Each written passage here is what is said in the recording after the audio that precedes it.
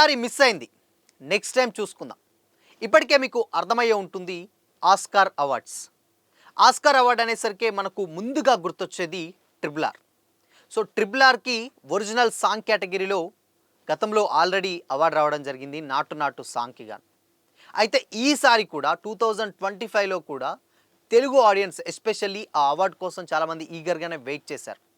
Cut చేస్తే మనకు ఈ సంవత్సరం కూడా ఆస్కార్కి పంపించినటువంటి సినిమాలు కూడా పెద్దగా లేవు అండ్ పంపించలేదు. అండ్ చెప్పుకోదగిన సినిమాలు అంటే ఆస్కార్ రేంజ్లో చెప్పుకోదగిన సినిమాలు కూడా ఈ సంవత్సరం మనం ఎక్స్పెక్ట్ చేయలేదు కూడా.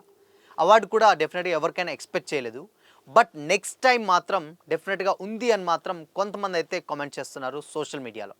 అవే రాబోతున్నటువంటి రాజమౌళి గారి డైరెక్షన్లో రాబోతున్నటువంటి and same time Mahesh Babu గారి కాంబినేషన్లో SSMB 29 అండ్ అదేవిధంగా కల్కి 2 ప్రభాస్ గారిది మనందరికీ తెలుసు. ప్రభాస్ గారి కాంబినేషన్ అండ్ నాగేశ్వరి గారి కాంబినేషన్లో కల్కి ఎంత పెద్ద హిట్ అయిందో మనందరికీ తెలిసిందే. ఇవన్నీ కూడా ఒక డిఫరెంట్ కాన్సెప్ట్స్ మూవీస్ కాబట్టి అండ్ ఈ cinema SSMB 29 and same time కల్కి 2 అండ్ దాని తర్వాత హనుమాన్ 2 ఈ మూవీస్ ఇది మొత్తం వరల్డ్ వైడ్గా రిలీజ్ అవుతున్నాయి కాబట్టి దీని మీద కొంతమంది ఫ్యాన్స్ కొంతమంది ఏంటంటే మైథలాజికల్ని అటాచ్ చేస్తున్నాం కాబట్టి సో కాన్సెప్ట్స్ కూడా చాలా డిఫరెంట్ కాబట్టి అండ్ SSMB 29 హాలీవుడ్ రేంజ్లోనే తీస్తున్నాడు కాబట్టి రాజమౌళి గారు మేబీ నెక్స్ట్ టైం చూసుకుందాం, ఈసారి మిస్ అయింది అని కూడా కొంతమంది అయితే కామెంట్ చేస్తున్నారు. సో మొత్తంగా SSMB 29 సేమ్ టైం కల్కి 2 అదేవిధంగా జై హనుమాన్ సినిమాలు లాంటి సినిమాలు ఉన్నాయి. మేబీ నెక్స్ట్ టైం అన్న ఆస్కార్ కేటగిరీలో ఉండి అవార్డు అయితే డెఫినెట్గా వస్తుందని కూడా కొంతమంది ఫ్యాన్స్ అయితే కామెంట్ చేస్తున్నారు. ఇక 2025 ఆస్కార్ అవార్డ్ విన్నర్స్ లిస్ట్ ఏంటో తెలుసుకుందాం. Hi hello, welcome to Disha TV. Best movie Oscar అవార్డ్కి సంబంధించినటువంటి బెస్ట్ మూవీ వచ్చేసి అనోరా మూవీ. ఇకపోతే best actor Adrien Nicholas Brody Brutalist సినిమాకు గాను ఈయనకు బెస్ట్ యాక్టర్ అవార్డు అయితే రావడం జరిగింది. ఇక బెస్ట్ యాక్ట్రస్ మైకిలా మడిసన్ రోజ్బర్గ్ అనోరా మూవీకి సంబంధించినటువంటి ఈ అవార్డు అయితే రావడం జరిగింది. ఇక బెస్ట్ డైరెక్టర్ వచ్చేసి సీన్ బేకర్ అనోరా మూవీకి గాను.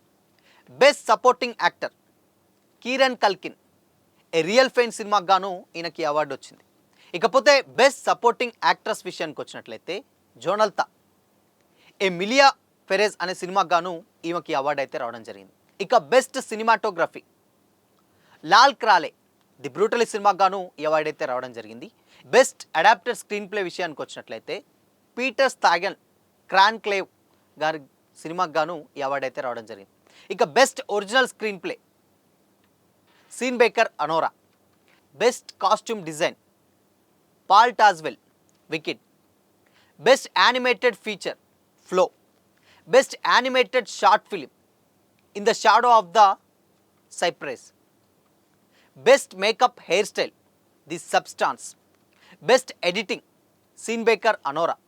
Best original song El Mal Emilia Perez సినిమాకి గాను ఈ అవార్డు రావడం జరిగింది.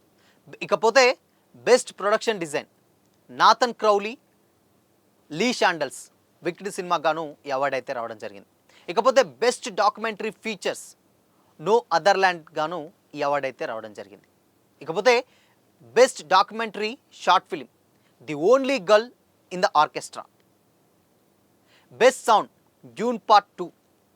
Best visual effects Dune part 2. Best live action short film I Am Not a Robot. Best original score The Brutalist. మొత్తంగా ఈ 22 కేటగిరీలకు గాను ఈ అవార్డ్స్ అయితే రావడం జరిగింది. సో మరి ఇందులో మీ ఫేవరెట్ సినిమా ఏంటో కామెంట్ చేసి చెప్పండి.